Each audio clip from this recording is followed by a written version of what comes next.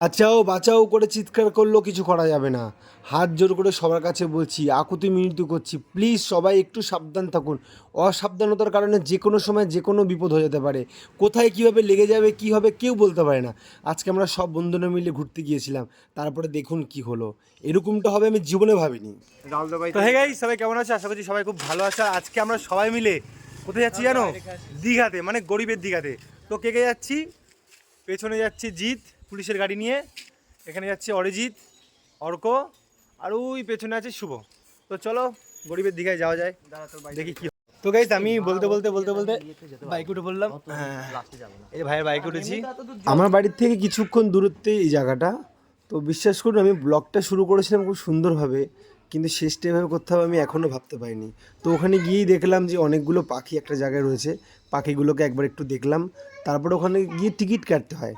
এক একটা টিকিটের দাম হচ্ছে 50 টাকা করে, এবং 50 টাকা টিকিট কাটার পর একটা করে শ্যাম্পু দেবে। ভেতরে তো ঢুকে দেখছি কত মানুষ কত লোক। সুইমিং পুলে গিয়ে অলরেডি আমরা স্নান করার জন্য রেডি, আর আমাদের পাতাপুরি অলরেডি জলে ঝাঁপ দিয়ে দিয়েছে। তো গাইস ফাইনালি আমরা চলে এসেছি গরিবের দীঘাতে। এখানে আমরা সবাই বসে আছি, আর দেখতে পাচ্ছ পেছনে হচ্ছে আমাদের গরিবের Digha. Mike mike mike mike mike সদ্য বিবাহিত পুরুষ।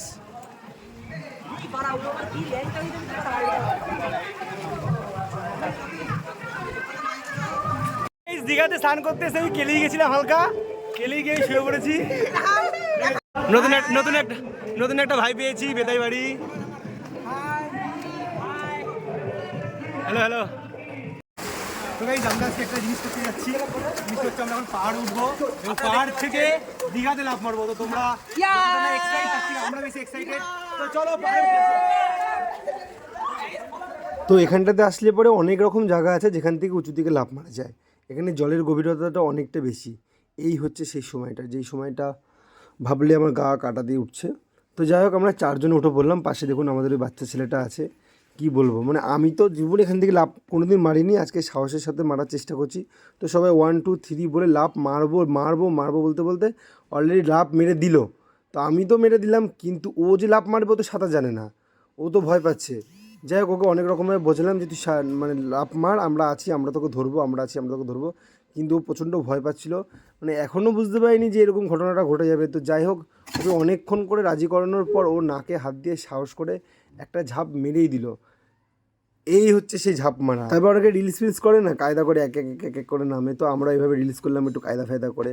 তো সবাই করে, আমরা করলাম। তারপরে তো জলের মধ্যে আমরা ঝাবুডুবু খেলাম, আর দারুণ ছিল জলটা, ঠান্ডা কুলকুল। আমি স্বয়ং বজরং বলি। জয় শ্রী তুমি কোথায়? রাহুল তুমি কোথায়? 2 3 4